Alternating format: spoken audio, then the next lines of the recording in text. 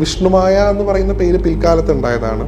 യഥാർത്ഥത്തിൽ ചാത്തൻ എന്നാണ് വിളിക്കുന്നത്. ചാത്തന് പിന്നെ കിട്ടുന്ന പേരാണ് വിഷ്ണുമായ. അത് കുറച്ചുകൂടെ ഒന്ന് ബ്രാഹ്മണിക്കലായി പോയ പേരാണ് സത്യം പറഞ്ഞാൽ വിഷ്ണുമായ ചാത്തൻ എന്ന് പറയുന്നത്.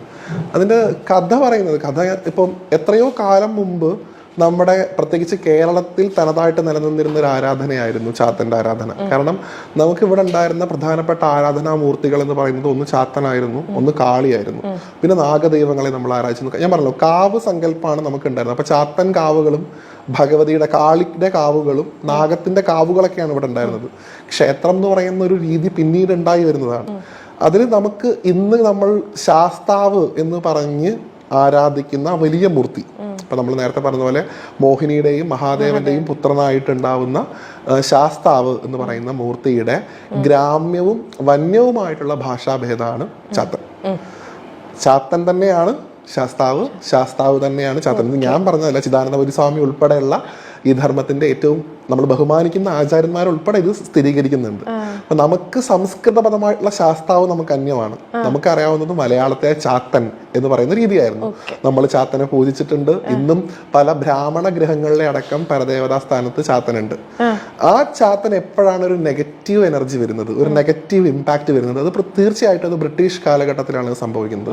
അപ്പൊ ബ്രിട്ടീഷ് കമ്മ്യൂണിറ്റിയെ സംബന്ധിച്ചിടത്തോളം ക്രിസ്ത്യാനിറ്റിക്ക് കൂടുതൽ പ്രാധാന്യമുള്ള ആൾക്കാരായിരുന്നു അവർ. അറിയാലോ, ഓൾറെഡി അവര് ഒരു വൈദേശികമായിട്ടുള്ള മതമാണ് പിന്തുടരുന്നത്. ആ വൈദേശിക മതത്തിൽ ഏറ്റവും പ്രധാനപ്പെട്ട തിന്മയുടെ ശക്തിയായിട്ട് അവർ കണ്ടിരുന്നത് സാത്താനായിരുന്നു.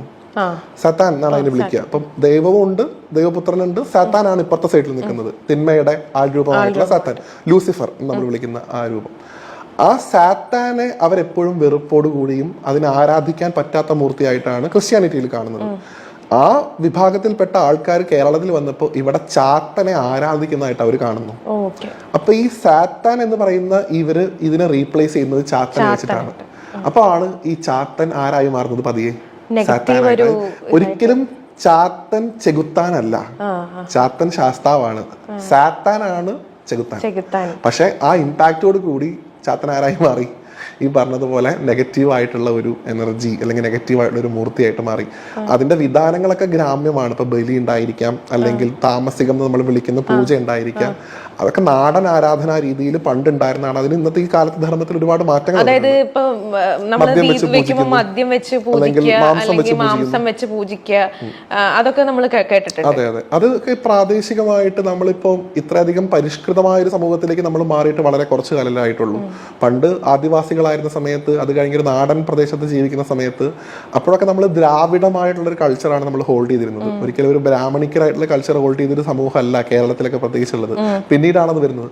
അപ്പൊ അതുകൊണ്ട് തന്നെ വിഷ്ണുവായ എന്ന് പറയുന്ന ഈ ഒരു ഇന്ന് വിളിക്കുന്ന ചാത്തൻ സ്വാമിയുടെ വളരെ പരിഷ്കൃതമായിട്ടുള്ള ഒരു രൂപം, ആ രൂപത്തിന് പുറകിൽ ഈ പറഞ്ഞ പോലെ മഹാദേവന് കൂളിവാക എന്ന് പറയുന്ന പാർവതി ദേവിയുടെ തന്നെ മറ്റൊരു രൂപത്തിൽ ഉണ്ടായിട്ടുള്ള ഒരു കുട്ടിയായിട്ടാണ് ചാത്തനെ കാണുന്നത്. ചാത്തൻ പിന്നീട് കൈലാസത്തിലേക്ക് പോകത്തിന്റെ പുറത്ത് പോകുന്ന സമയത്ത് നന്ദികേശൻ തടയുകയും നിനക്ക് അകത്ത് കയറാൻ അനുവാദമില്ല എന്ന് പറയുമ്പോൾ വിഷ്ണുവിന്റെ രൂപം എടുത്തുകൊണ്ട് കൈലാസത്തിനകത്തേക്ക് കയറിയതുകൊണ്ട് മായയാൽ വിഷ്ണുവിന്റെ രൂപം സ്വീകരിച്ചുകൊണ്ട് വിഷ്ണുമായ